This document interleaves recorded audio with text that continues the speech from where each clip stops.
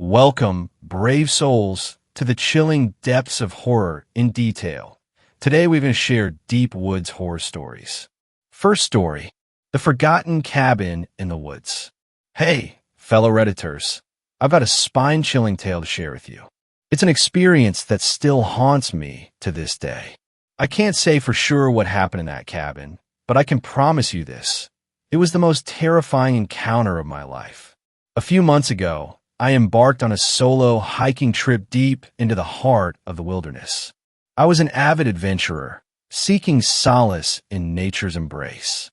As the sun began its descent, casting long shadows over the towering trees, I realized I had underestimated the journey ahead.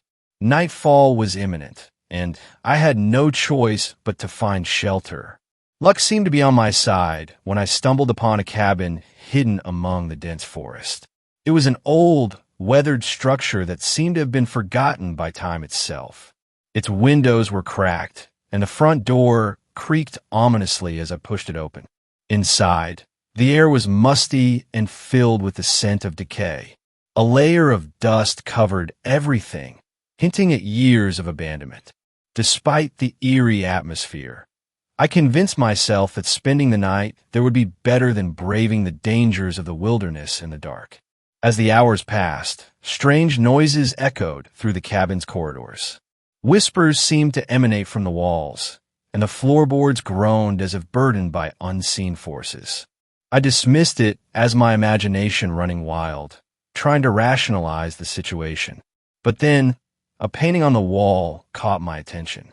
It depicted a family, a man, a woman, and a little girl, all with wide smiles and eyes that seemed to follow me wherever I went. Their presence sent shivers down my spine. Something was off about them, something unsettling. Attempting to shake off my unease, I ventured further into the cabin, exploring the rooms one by one. In the back, I discovered a small study. On the desk, a journal lay open, its pages filled with faded ink. As I leafed through its entries, my heart sank. The author, a man who had sought refuge in the cabin just like me, chronicled his descent into madness. He described the whispers that plagued his mind, the hallucinations that tormented him day and night. The journal ended abruptly, leaving me with more questions than answers. Determined to uncover the truth, I decided to spend one more night in the cabin. Sleep eluded me as the whispers grew louder, the voices intertwining with my thoughts. I couldn't discern reality from delusion, and the boundary between them blurred. By morning, I was a mere shell of my former self. The faces in the painting had twisted into grotesque contortions, leering at me with malice. Shadows danced menacingly, mocking my feeble attempts to escape. The cabin had become a prison, and I was trapped within its walls. With the last ounce of my strength, I fled from that unholy place, not daring to look back. As I emerged from the forest, I glanced over my shoulder, expecting to see the dilapidated cabin, but it was gone, vanished without a trace, as if it had never existed. I have since tried to uncover the history of that cursed place, but my efforts have been in vain. It seems the cabin was but a mere whisper in the annals of time, a forgotten nightmare etched into the fabric of the forest. So, dear Redditors, take heed of my cautionary tale. If you ever stumble upon an abandoned cabin in the woods, think twice before seeking refuge within its walls. For in those forsaken places, dark forces lie. Second story, I dream about a house in the woods. I have this recurring dream. I'm in a forest. The thick canopy of leaves above filters out the sunlight, causing the tree trunks to appear as shadowy silhouettes of twisted, hunched figures with many arms. There's no sound, no birds chirping, no rustle of leaves in the wind, or animals routing through the undergrowth. Silence, except for the sound of my breathing and the crunch of fallen foliage beneath my feet. As I make my way through the forest, I come across a house atop a steep hill. I don't know enough about architecture to accurately date the house, but it looks old, but well maintained, The timber frames and window paneling freshly painted a deep brown, while the plaster between the frames was a clean white. A single room on the top floor of the house has a light on, and for the briefest moment, I could swear I see a human figure staring out the window. But then they're gone. I make my way toward the house, my breathing growing heavier as I scramble up the hill. As I near the building, keeping one eye on the potentially inhabited window, a feeling of excitement builds. Something will happen when I reach the house. I just know it. Something good? Perhaps, but perhaps not. Either way, I need to reach the house. I scramble up the hill faster, more excitedly. As I reach for the door handle, the door flies open by itself. Up to this point of the dream, I remember everything as clear as day, but I can never remember what I see inside the house. I stand in the doorway staring at whatever lies beyond, wanting more than anything to leave, but my legs have stopped working. They're frozen, stuck to the ground. Suddenly, the whole world around me falls from beneath my feet, like I'm in a pinball machine, and someone has bumped the table. There's a pain between my shoulder blades, and I realize I have been pushed from behind. I fall forward through the doorway. At this moment, I wake with a start. I'm sorry for the long description of my dream, but I have a feeling it is important to understand the strange events that happened to me recently. You see, this weekend two of my friends, let's call them Matt and Rachel, and I decided to go for a walk in the local woods. We do this quite regularly. Last year, they adopted a dog, Boba, so it's always nice to go along with them to walk the dog, play a bit of fetch, and get out into nature for a while. It was a typical December morning, cold and frosty, but with a clear blue sky.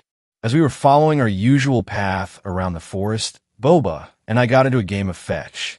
Now, Boba is a big dog, so we like to launch the ball as far as we can into the woods and watch him go crashing through the undergrowth, disappearing for a few seconds here and there before eventually returning with tail wagging and ball in mouth. So here I was, having just thrown the ball and waiting for the inevitable next step, prized the ball out of Boba's jaws. He never really got the hang of drop. And I found myself waiting and waiting. No sign of Boba to be seen or heard. Not even a crunch of frosty fallen leaves under his feet. Silence. "Bo," called Matt. "Bo." Several seconds passed, and still no response. Just as worry began to trickle into our minds. I'm sure everything is fine. Boba's shaggy brown form came crashing out of the tree line, wagging his tail and jumping excitedly up Rachel. No ball, though. What did that get to? I pointed this out to Matt, who shrugged it off. "Plenty of balls at home," he said. I still felt bad for losing their ball, and decided to quickly step off the path to see if I could find it. Although from the path the trees didn't look too dense, it didn't take long before I was completely out of sight of Matt, Rachel, and the path. I suddenly felt uneasy. Ever since I was a child, I hadn't liked being left by myself. What if something happened, and no one was there to find me for days? I know this is silly. The forest isn't large, and Matt and Rachel were within ball-throwing distance. And so I suppressed this feeling as I had done many times before and continued on my search. I soon found the ball. Ahead of me was a drop-off, probably less than 7 feet deep, but steep. I had never seen this before today, having never properly deviated from the path. At the bottom lay Boba's ball. I pictured him standing on the ledge, trying to find a way down, and understood why he had disappeared for so long.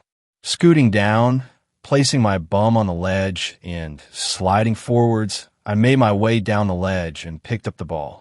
Before I had a chance to set off, something caught my eye. Tucked away in the trees, deeper in the forest away from the path, was a building.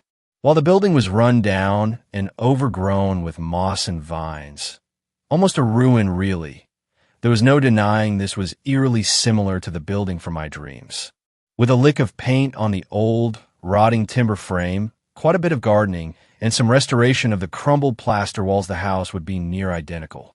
Yes, there's the window which should have a light on and a hint of someone watching. No light, however. Not really even a window, more of a hole in the wall. I guess the glass was shattered and the frame rotted long ago. And definitely no feeling of being watched. I certainly felt very alone. What was this place? Guys! I called in the vague direction of the path, where my friends were standing waiting for me. Come see what I found. No response.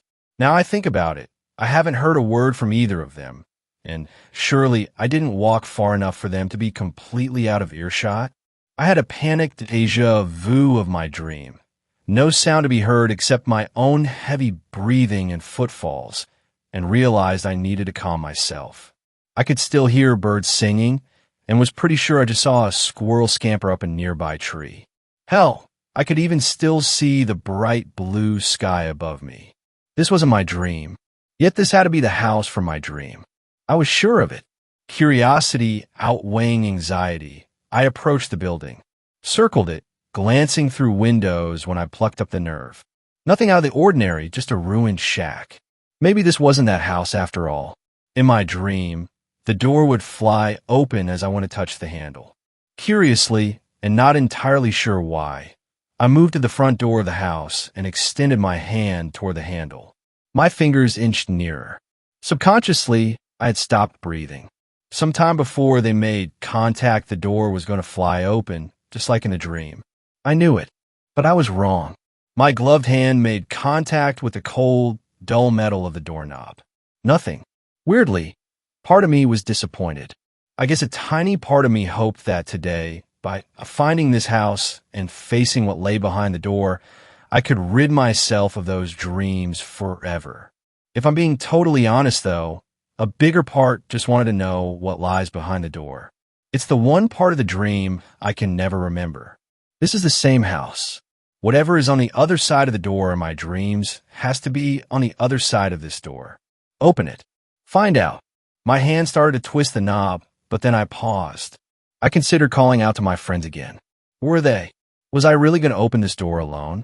I had a feeling in my gut that whatever was on the other side of this door in my dreams wouldn't be there if the others were here. If they were here, we would find a run-down living room, and nothing more. No, I had to do this myself. I can't explain why, but I was sure of it. And so, I twisted the handle and threw open the door. Nothingness lay beyond, an indescribable blackness, vast and empty. Not just darkness. In the darkness, there is always something. As a child, we went on a school trip to some caves. Deeper and deeper we went, and eventually the tour guide had us turn off our lights. We were thrown into the most complete darkness I had ever experienced. The guide explained how almost no sunlight reached this deep down. She told us we could place our hand inches in front of our nose, and we still wouldn't see it. I tried, and she was right, but I knew it was there. I knew there was the ground below me, cave walls to my sides, a ceiling above. Classmates, teachers, the tour guide were all around me. I knew there was other stuff out there in the darkness. I just couldn't see it. Even as the slight fear of the dark that every child has, even if they are too proud to admit it, began to creep over me, my fears were about what was out there. Bats? Rats? Ghosts and ghouls and murderers? My mind almost tricked me into believing I could just make out a giant, grotesque face looking down on us, ready to swallow us whole. I had to fight back a scream. When we fear the dark, we fear what hides within. But what lay behind the front door of this strange house in the woods, the house which had haunted my dreams for as long as I could remember, what lay behind that door was entirely different and more horrifying than the blackness of those caves. An indescribable emptiness. In the caves, I knew there was stuff out there hidden in the darkness. Behind the door, there was nothing. If I were to step through the doorway, beyond the threshold of our universe of matter and somethingness, I would not feel the ground beneath my feet. There would be no walls around me, or ceiling above. No classmates, or teachers, or tour guides. No bats, rats, ghosts, ghouls, or murderers. Nothing. I would float in nothingness for all eternity, the only matter in a void. Isolated.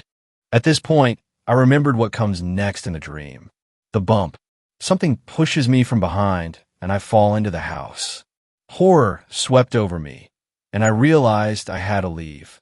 Now, I stumbled backwards, crying out for my friends, for Matt and Rachel, even Boba, as I fled in their direction.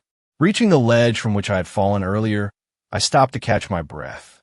The slope that towered before me seemed so much steeper and higher than before, an unscalable wall barricading my retreat from the horror that lay behind, extending left and right until disappearing behind unnaturally dense trees. If I tried to climb back to the path here, I would surely slip on the frost and break my leg, trapping me forever. As my eyes scanned the environment for a way out, they fell upon the house, and my stomach dropped. Enormous tentacles of nothingness were expanding out of the doorway, reaching blindly as though from a colossal sea monster hidden in the depths of the ocean. Smaller legs of the void were crawling along the ground, a sinister cross between Thing from the Addams family and an oversized spider, leaving a path of literal annihilation into the void in their wake, erasing the world behind them. I had to find a section of the ledge which I could climb before being dragged into the void by one of those great tentacles. If I could just climb out and find my friends, I would be safe. I don't know how I knew this, but it was true.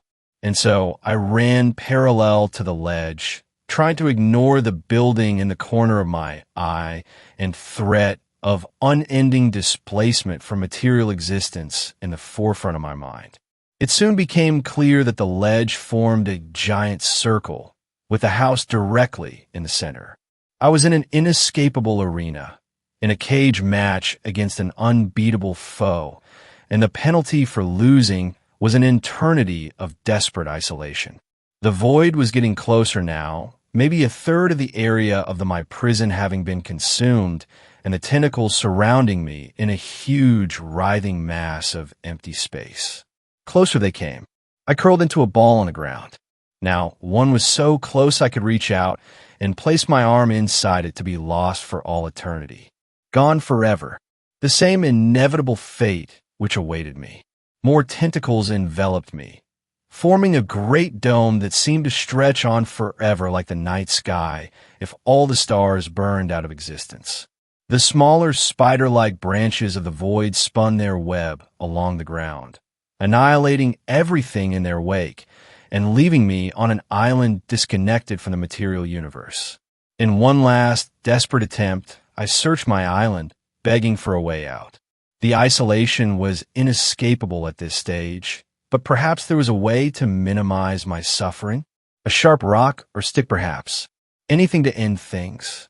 As my island got smaller and smaller, I closed my eyes and fell into the fetal position, allowing my despair to finally and completely engulf me. And then I heard it. Quiet, at first, but undeniable. My name. Someone was calling my name. Matt. This time a woman's voice, Rachel. My eyes snapped open, and the void was gone. I was lying on the ground in a well-lit forest clearing, a ledge far less intimidating than it had been a moment earlier, on my right and a ruin of a house on my left. Above me was Matt. He had seen me now and was calling out to check I was okay. I told him I was fine, had just slipped down the frosty ledge due to the frost and hadn't hurt myself, and we should leave. Too late. Matt had seen the house, and his eyes lit up with childlike glee. He slid down the ledge and sprinted to the house, excited to explore. Rachel and Boba slid down after him. While I watched from my position by the ledge, Matt and Rachel entered the front door to the house to explore the run-down interior. Whether he sensed something wrong with the house, or just that I didn't want to be alone, Boba sat beside me while they explored. Eventually, we returned to the footpath and finished off our walk. As we left the forest, Matt wondered aloud why he and Rachel had never discovered the house on their many walks. They didn't have an answer, other than the fact they rarely left the path. Personally, I think they could have charted every inch of the forest, and they could never have discovered that place. So why am I telling you this story now? Well, I just got a text from Matt asking if I wanted to walk Boba with him and Rachel this weekend. I think I will. I'll be fine with them around. I'll probably hold off from playing fetch, though. Third story. Encounter in the woods. Encounter in the woods. A true story. Puffalump. This happened to me about 11 years ago when I was 14. Thinking about it now still brings up the same intense, eerie feeling that makes my eyes water. I grew up in the rain-soaked, evergreen forests of the Olympic Peninsula, Washington. I was backpacking and hiking in those woods from the time I could walk and usually feel at ease on the trail alone as long as I have a faithful dog around. One wet, misty fall evening, I decided to take my dog Kayla on a bike ride with me along a dirt road near my house. Kayla was an extremely intelligent golden retriever, very friendly but fiercely protective when she needed to be. She usually stayed within 30 feet in front of me whenever we went running or biking. The dirt road was crowded by thick Douglas fir trees, needles saturated with dew. It was still fairly light outside, but the trees looming overhead enshrouded much of the roadway from the sky. About 2 miles down the road, Kayla suddenly halted, her hackles raising. Planting her legs in an aggressive stance, she began to growl ferociously. At this point, I had stopped my bike and stood about 15 feet away from her. 40 feet ahead, there was an offshoot from the road, a small, overgrown set of tracks that looked like it was rarely used. Tall grass sprouted from the center. The forest had reclaimed most of it, and it was too dark to see much past the entrance. Just to the side of the road next to the entrance, there was a pile of junk pouring out of a shredded black trash bag and what looked to be a ragged brown rug piled on top of it. It was then that I noticed the smell, a thick, rotting stench that assaulted my senses. Sometimes people would come out into the remote woods to dump their trash. At first I thought my dog was being stupid, growling at the rug, thinking it was an animal. But I knew she was too smart for that, and a feeling of dread crept up my spine. Something was watching us from the shadows of the overgrown road. Whatever it wasn't human, or she wouldn't be growling rabidly. If it were a small animal, she would already have it in her jaws. I called her name sharply, hoping she would move closer to me, away from the entrance. As I was looking at Kayla, I heard branches cracking and rustling in the darkness ahead. My eyes darted toward the sound. Something big moved across the tracks, entering the woods on the side closest to us, crashing through the wall of branches. I couldn't make out the full shape, but it was huge, at least as large as a bear and covered in thick, dark fur. It almost looked as if it was running upright, but I saw so little of it I wasn't sure what I was seeing. Adrenaline shot through my veins. Kayla, come now. I screamed, tears of terror filling my eyes.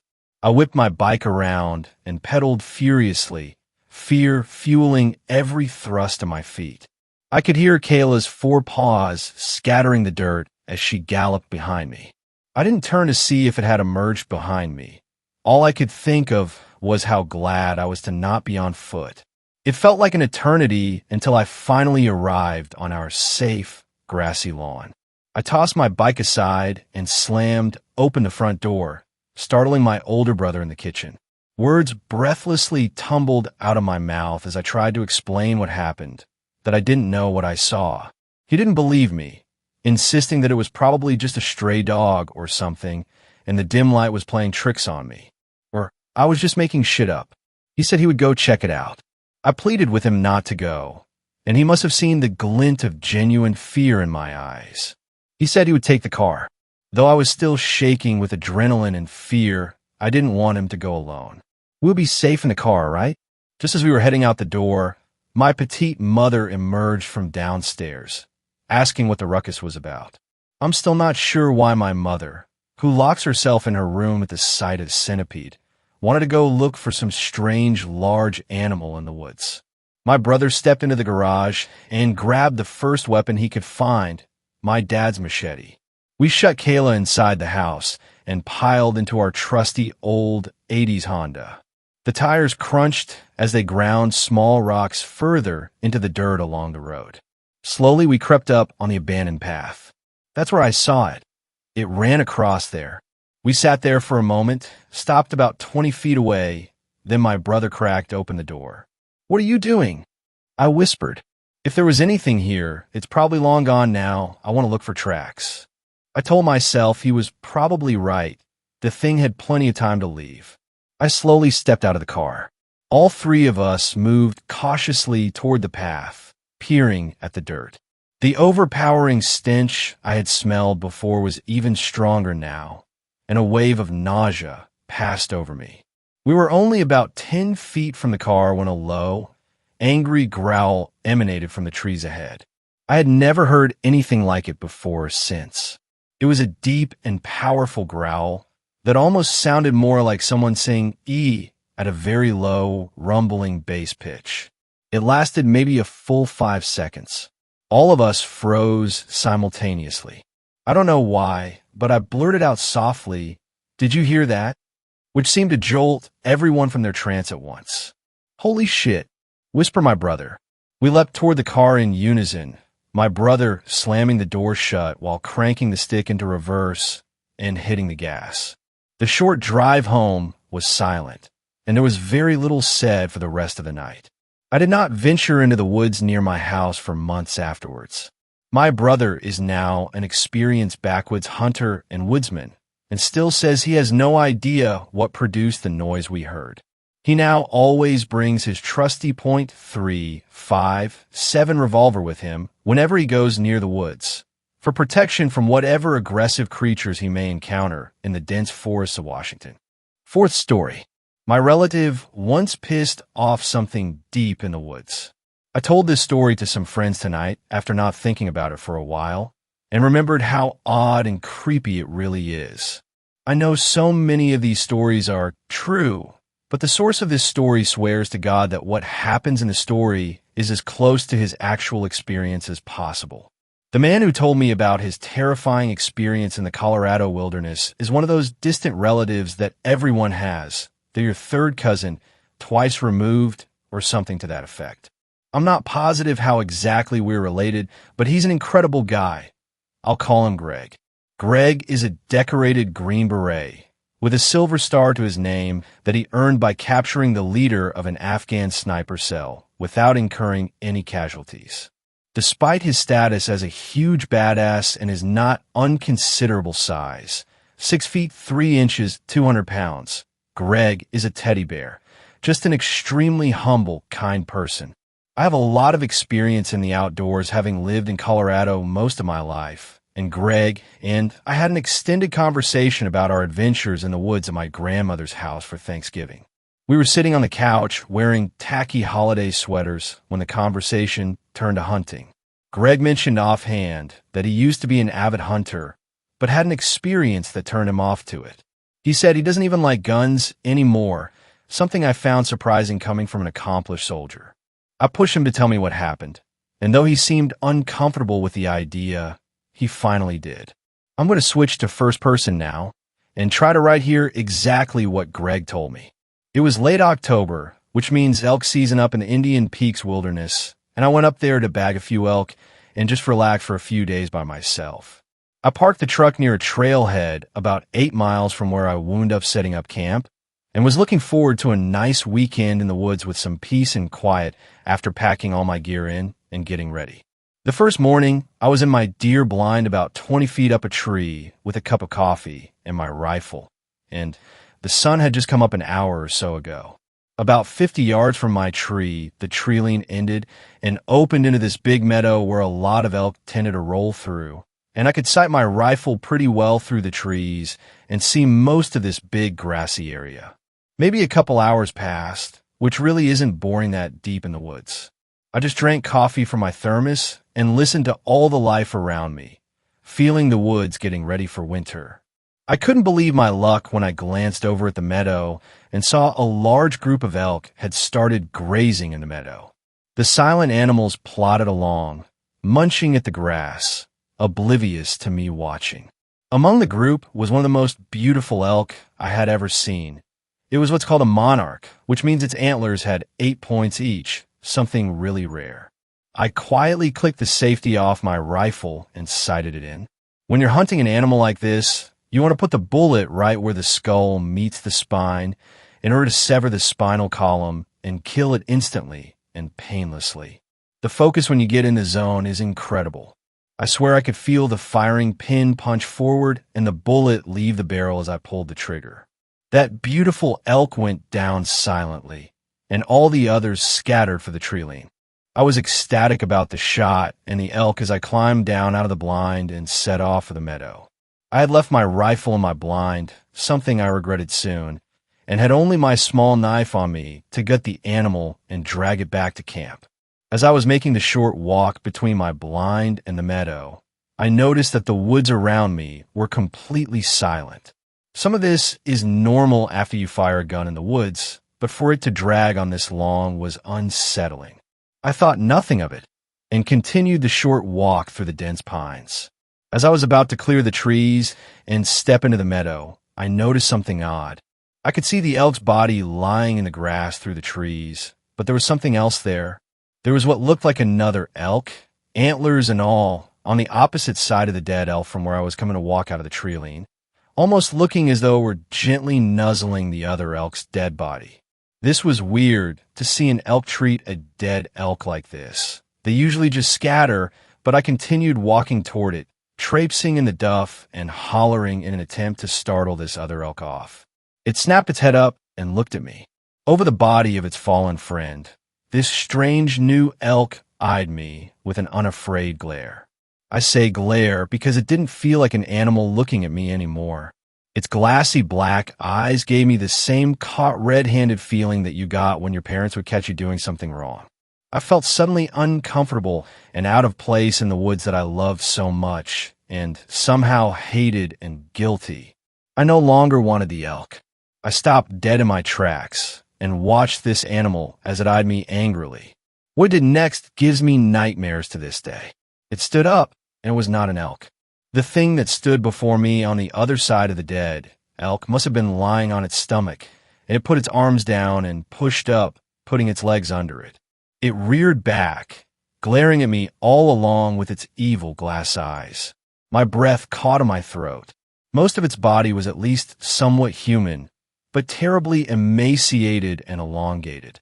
It appeared to stand 10 feet tall, not including the antlers atop the elk head. It was bald everywhere but the neck up and looked sickly pale pink. Its legs, the knee bent backwards like the back legs of an elk. This horrible, skinny, naked, unnatural thing just stood there, glowering at me with a hatred that was palpable. The woods around us were silent. It might have been seconds, minutes, or hours. I felt the disapproving parent feeling shift. I felt more like an ant under a shoe. I took a step back. My boots felt 10 pounds, my body felt numb, and the noise of my footstep was ear-splitting. I took one more, and then turned and ran. Running through thick woods is tough, but I ran faster than I have in my life. I passed under my blind, with my $4,000 rifle sitting in it, without even slowing down. I ran all the way back to my camp, which must have been a mile before I stopped for breath. It took me another minute to dare to look behind me. I was alone, but the woods around me were still silent and brooding. I wanted more than anything to pack up and go home, but I knew I would not likely make it back to the car before nightfall, and I did not want to be exposed at night. I cooked an MRE in my tent and stayed in there the rest of the day. When night fell, I wrapped myself in my sleeping bag and tried to sleep, but I couldn't stop myself from starting at every little noise. I kept thinking about possible rational explanations for what I saw. Maybe there's a crazy guy out here who found an elk head and is wearing it around scaring people. But no explanation I came up with quelled the maddening fear that I felt, that horrible sense of being hated and guilty and far from home. And nothing explained why that thing was 10 feet tall with inverted knees. As soon as the sun came up, I ran back to the blind and took it down, then ran back to camp with my rifle and packed everything up, and hiked out. I've never fired a gun in the woods since, and I don't intend to ever again. I'm not a spiritual person, but if that wasn't something in the forest telling me to leave it alone, I don't know what is. I can take a hint. I don't think I'll ever know exactly what that creature was, but I know what I saw. Next time you're up in the woods alone, be quiet, be respectful, and don't kill anything you don't have to. I thought at first that Greg's story was too far-fetched to be true, but as he told it, I saw how truly scared he was. This confident, soft-spoken military man was stuttering through his story, hands shaking and face pale. I still don't know what to make of it, but the area he said this occurred is one I'm quite familiar with, and it could be an eerie place. I have had a few experiences solo camping up there, but nothing on this scale. Sometimes being alone in the woods can feel like anything, but it just might be that there's some force out there, some inhuman creature that guards the woods. Just in case, I take extra care to be respectful whenever I'm among nature. You never know what could be watching. Fifth story, deep in the woods. So this is a true story. Me, my brother Evan, and my best friend Keaton all lived in Springfield, Illinois. This happened on January 23rd or 22nd. There is a forest behind my trailer park. It is not that big, but still was pretty big. It was about 1.5 miles long. So we went in. We have been it before, but Keaton was the only one who has never fully been through it, me, and Evan and my friend Devin have fully been through it. Keep in mind this was December. January 22nd or 23rd this happened. So we were walking to the entrance then we went inside off the forest. It starts as a valley with a tiny river in it. If you go up the other side of the valley, it is a park/hiking area called Riverside Park. Then we always go right instead, or straight, or left. The left has a sewer pipe area. So after going right, we went past the river/valley and into a flat landish area with tons or trees, trash, and thorns. Sharp thorns. We called the place with trees and trash the White Forest for reasons I'll explain later. And then place past that we call Thorny. Then after going through Thorny, we went to a place we call Crash Site. It was a giant crater-like area. It was pretty creepy. But we never saw Crash Site. All you need to do to get there is to just go straight. All we brought with us is 2 knives and a BB gun with no ammo. Evan's knife got last right away. I still had my 4-inch blade. We kept going straight.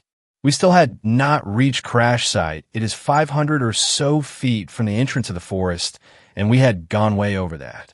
Then we got on an old path, and we saw a building or something, a big gant wall, was something that was a yellowish orange color.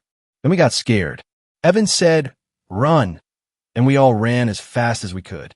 Then after a while, I asked Evan what he saw, and he said 2 things that were moving and looked like horses and were not horses. One was black, one was white. Then we stopped and looked around. I heard footsteps, and Keaton saw a human-like figure. That is all he could explain. We walked, and he kept seeing then, and we finally went farther. Boom! Crash Site was right in front of us. We were confused as crap. Then we all felt like we have been in another dimension. We went through Crash Site to Thorny and to the White Forest. Now you see why we call it that. Then after getting back to the valley/river area, we went to the entrance. Before we left, me and Keaton started feeling sick to our bellies. I yelled if someone is there, do something to use, slap us or hit us. And then Keaton feel and said he was punched in the belly, and we ran and left. Then we have never been back since. That was 2 weeks ago. Fifth story, deep in the woods. So this is a true story. Me, my brother Evan, and my best friend Keaton all lived in Springfield, Illinois. This happened on January 23rd or 22nd. There is a forest behind my trailer park. It is not that big, but still was pretty big. It was about 1.5 miles long. So we went in. We have been it before, but Keaton was the only one who has never fully been through it, me, and Evan and my friend Devin have fully been through it. Keep in mind this was December. January 22nd or 23rd this happened. So we were walking to the entrance then we went inside off the forest. It starts as a valley with a tiny river in it. If you go up the other side of the valley, it is a park/hiking area called Riverside Park. Then we always go right instead, or straight, or left. The left has a sewer pipe area. So after going right, we went past the river/valley and into a flat landish area with tons or trees, trash, and thorns. Sharp thorns. We called the place with trees and trash the White Forest for reasons I'll explain later. And then place past that we call Thorny. Then after going through Thorny, we went to a place we call Crash Site. It was a giant crater-like area. It was pretty creepy. But we never saw Crash Site. All you need to do to get there is to just go straight. All we brought with us is 2 knives and a BB gun with no ammo. Evan's knife got last right away. I still had my 4-inch blade. We kept going straight. We still had not reached crash site. It is 500 or so feet from the entrance of the forest, and we had gone way over that. Then we got on an old path, and we saw a building or something, a big gant wall, was something that was a yellowish-orange color. Then we got scared. Evan said, "Run," and we all ran as fast as we could. Then after a while, I asked Evan what he saw, and he said two things that were moving and looked like horses and were not horses. One was black, one was white. Then we stopped and looked around. I heard footsteps, and Keaton saw a human-like figure. That is all he could explain. We walked, and he kept seeing then, and we finally went farther. Boom! Crash site was right in front of us. We were confused as crap. Then we all felt like we have been in another dimension. We went through crash site to Thorny and to the White Forest. Now you see why we call it that. Then, after getting back to the valley/river area, we went to the entrance. Before we left, me and Keaton started feeling sick to our bellies. I yelled if someone is there, do something to you, slap us or hit us. And then Keaton feel and said he was punched in the belly, and we ran and left. Then we have never been back since. That was 2 weeks ago. Sixth story. The creature in the woods. The leaves crunched as I walked along the vast, beautiful forest. The blinding sun shined ever so brightly in the sky, setting ever so slowly over the horizon. A breezy wind blew through the forest, singing a quiet song in my ear as I continued to walk. I could hear the sound of animals scurrying through the forest, giving life to the terrain that Mother Nature ever so graciously built. As I navigated my way through the forest, I looked around at all the shady trees as I jumped over all the logs that lay on the ground. I imagined the life each tree has had, how many people throughout history had also walked the same path I was. Each tree has a story to be told, each as old as nature itself. I was a big thinker as a child, always asking my parents questions about how the world works. I was always in my head, wandering around worlds that I created. Worlds of cities built with bright diamonds, fantasy lands where I was the hero of my own story. Nature was my escape from everything. I would imagine myself fighting the ferocious beast that I created in my head, or that I was on an adventure to Mordor like Frodo. This time I imagined I was walking on the death trail in search of an ancient treasure buried by Blackbeard himself. I fought devilish beasts whose teeth could destroy a whole tree with a single bite. Dragons whose eyes shined a crimson red and breathed fires hot as the sun. The forest was my favorite place to think, for this inviting evergreen forest was beautiful in every way.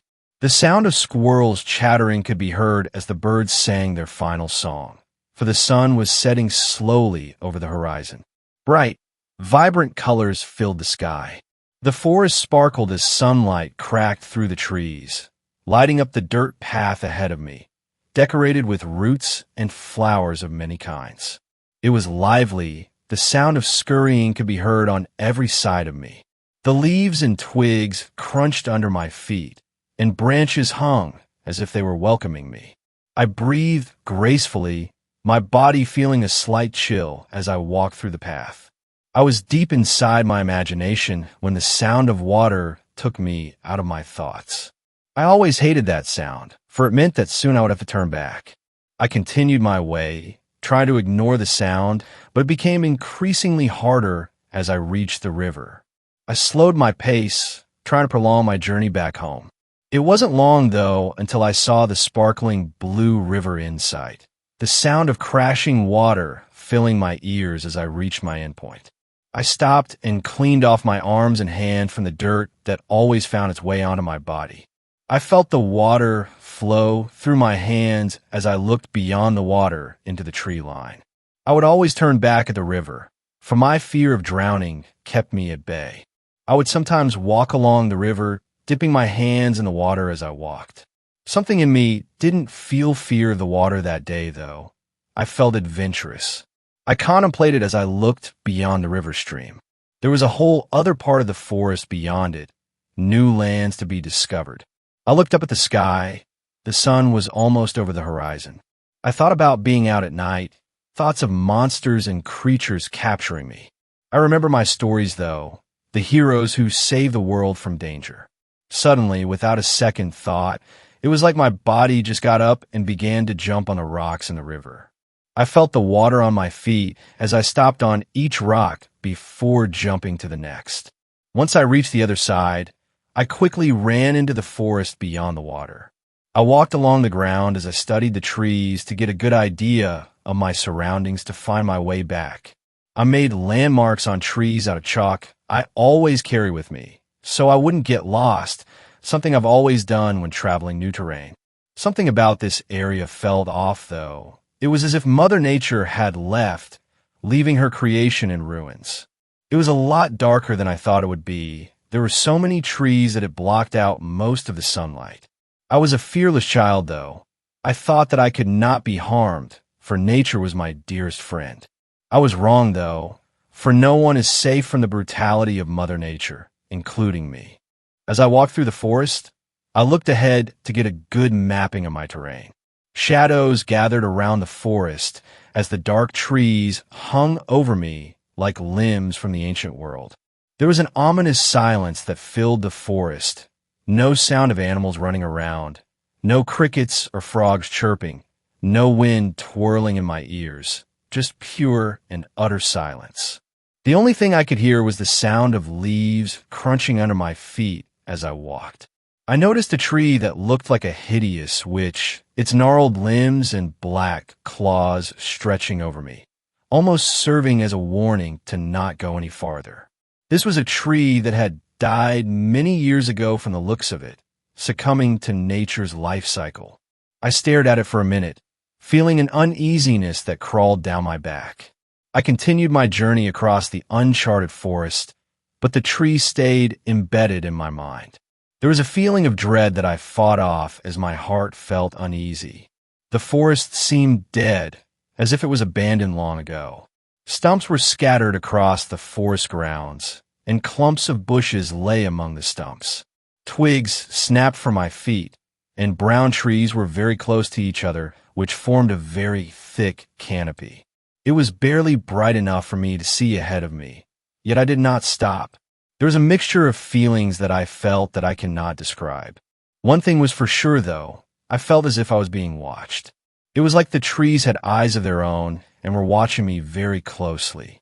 My senses widen, my skin tingles. I breathe deeply and listen with great intensity. My instincts were telling me that something was off, a great deep feeling that crept over me like a beast.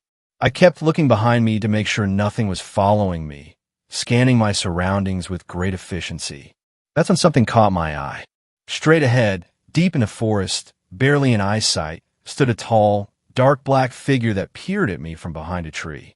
I was paralyzed in shock, gripped by a sudden strong urge of fear that froze my entire body as I stared at whatever was ahead of me. I couldn't make out any features. It was so dark that I couldn't see the mysterious figure clearly. I felt our eyes lock, even though I could not see its eyes.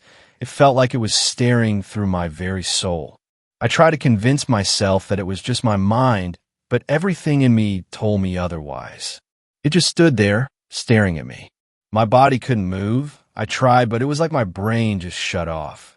As I looked at this creature, everything about it just did not seem right. Its arms were so long that one touched the ground, the other wrapped around the tree. Its head had a weird shape to it, as if it was stretched out. The creature stood incredibly tall. It had to be at least 9 feet. It was skinny, as if it was just pure bones and nothing else. It did not feel like an animal. It felt like two intelligent beings staring at each other. Somehow it felt even quieter than it had before. Silence crept down my whole body, paralyzing me. Everyone has a fight or flight, but in some instances, when a human reaches a new level of fear they never felt before, they freeze. You try to move, but it's like you're being gripped by an invincible force. Every instinct in you tells you to run, yet you can't. Even though I've fought many monsters and beasts in my head, when faced with a real danger, I did not fight. All I felt was fear of the unknown, certainty of death. A cold chill filled the air. Even with no wind, it got colder. My body violently shook, legs trembling with pure dread and fear. I felt the thing looking me up and down, as if it was studying me. Neither of us made a single movement, as if it too was paralyzed. Sweat dripped down my face. I breathed heavily as a panic attack began to emerge out from the darkest pits of hell, dragging me down with it to devour me. Suddenly, the creature quickly disappeared behind the tree. The sudden movement caused my brain to snap out of the paralysis and my legs started moving.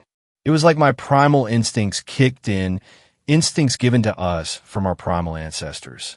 My mind was racing with thoughts as I wondered what it was I just saw. I was trying to convince myself that it was just an animal, but everything in me told me that something was not right. I could hear my own heartbeat as it tried to claw its way out of my chest. Keep going straight. Soon you should see a long tree that has vines wrapped around it. Once reached, turn right and you should see a tree with white chalk. Keep running forward until you see the stump you almost fell over. Make another right and keep going forward. I thought to myself, mapping out the forest in my head. My skills in navigation have never helped me before like this. I was running and thinking at such a speed that I was hurting both my head and legs. I started to smell a foul stench that smelt like a rotten old corpse. It filled the forest, and I nearly gagged once it poured down my nose. A clicking noise surrounded me, fast and animalistic. I started to hear something in the forest running behind me. Footsteps sounded heavy and fast. I looked back for a second to see if I could see whatever was chasing me, but all I could see was the dark, open forest. I looked back and continued my way back to the river. I weaved my way through the forest quickly, making sharp left and right turns to find my way back to safety. My legs felt like they were going to break, and my heart was hammering in my chest as my lungs were set ablaze. I listened to the sound of running behind me. The clicking was even closer and louder than before, the smell even more strong and foul. It too knew how to navigate a forest as I did, maybe even better. My skin felt cold as I shook to the point where I almost fell many times. I always caught myself, though. Make a sharp right, turn once you reach the dead tree. Once you see the rock that stands tall, make a left and keep running straight. It was like my mind was on adrenaline too, thinking at such a pace that I never thought I could think before. The running behind me sounded even closer, the stench even stronger. My legs felt as if they were going to break, yet my speed still stayed the same as I used every ounce of energy I had. A familiar sound filled my ears, a sound I have always hated and despised. It was the river. I was close. I ignored the pain I felt in my legs and continued to run as whatever was behind me was catching up. My heart was beating like a war drum. I was running off of pure adrenaline at this point. My chest felt as if someone was squeezing my internal organs together, my feet burning from the many blisters I had. I ignored it all, though, and continued to guide myself through the cruelty of Mother Nature. I began to see the river stream. I was approaching it rapidly. My legs felt numb. My lungs were on fire as I breathed heavily out of exhaustion and fear. It sounded like it was only a few feet behind me. I knew that if I didn't reach the river, then it would soon catch up to me. The clicking sound was basically right in my ear. The stench was so strong I had gagged. I used every ounce of energy I had to run even quicker, ignoring all the pain I felt in my body. I hurtled out of the forest once I reached the river and jumped my way across the rocks that stuck out, falling onto my knees once I reached the other side. I quickly got back up and began running again. I didn't stop running until my body collapsed, not being able to move. I hadn't noticed that it had turned to night. A dark umbra surrounded the forest. I was too exhausted to move. Every breath struck my chest deep. Yet, there was no sign of anything chasing me or the foul smell. The sound of wind and nature filled my ears again, replacing the terrifying clicking noise. Tears began to slowly drip down my face, mixing in with my sweat. I opened my mouth to let out a whimper that never came, too exhausted to even make a sound. I wanted to go home, back to where my mother was. I started to breathe even heavier, my heart beating so fast that it was like I was having a heart attack. Everything became fuzzy and blurry, my mind racing with thoughts that only made me panic worse. I shook rapidly. I felt gripped by a sudden force that squeezed my body tight. My chest pounded in pain. It felt as if everything was being smashed by a hammer. I felt an impending doom dragging me down deep into the darkness, deeper and deeper into the pit of despair. I tried to catch my breath, but it was too much for me. I thought that whatever chased me would find me and devour my very soul. Everything was so loud. It was like I was trapped in a tornado. I felt like I was going to throw up from the dizziness I felt. My muscles were tensed. The world was spinning around me as my heart started to pound worse than it ever had before. The pain from my chest slowly spread to my shoulders, giving a sharp pain in both shoulders. I got chills all around my body, gripped in fear and anxiety that had its hold on me and would not let go. I didn't know what to do. I felt like I was going to die a gruesome and horrifying death. I looked at the night sky as I was in the hands of death and noticed how beautiful it looked. The pale crescent moon shone like a silver claw in the night sky.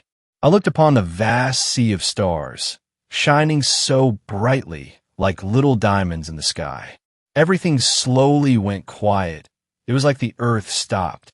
I felt the summer green grass on my hands and looked at the trees that surrounded me. Fireflies filled the darkness, sparkling like precious, valuable stars in the darkness. The sound of crickets could be heard all around, chirping their song in replacement for the birds singing. My heart slowly started beating a steady rhythm, and my breathing slowed to a smooth pace. I breathed in to smell the woodsy fragrance, letting go of all my worries. It was as if Mother Nature cradled me in her arms and reassured me that everything will be all right. I felt a moment of tranquility, my mind silenced. I lay on the earth, admiring the beauty of the world around me. I slowly stood myself up, ignoring the pain I felt in my legs and chest. I welcomed back the blossoming, fragrant forest as I walked slowly through Mother Nature's creation. I began my walk home, admiring every inch of nature that surrounded me. I always imagined beautiful lands in my head, landscapes of fantasy filled with bright colors. I never realized that I was already in a dazzling world filled with many mysteries to be discovered. The forest was breathtaking tonight, sparkling in the moonlight like little crystals. I wasn't in my head on the walk home. My mind was silent. Brown trees stood tall, and flowers bloomed, engulfing the forest in a smell so luscious and fresh. I thanked Mother Nature that night, for she taught me a lesson that I will never forget. I am not invincible. I am no hero or great warrior. I am just a child. Not every story needs a hero, and I do not have to be the hero in every story. I walked my way home, embracing the forest for the first time ever. Thanks a lot for watching the video. Till the end, subscribe to Horror in Detail for more videos. Drop your suggestions in comment section.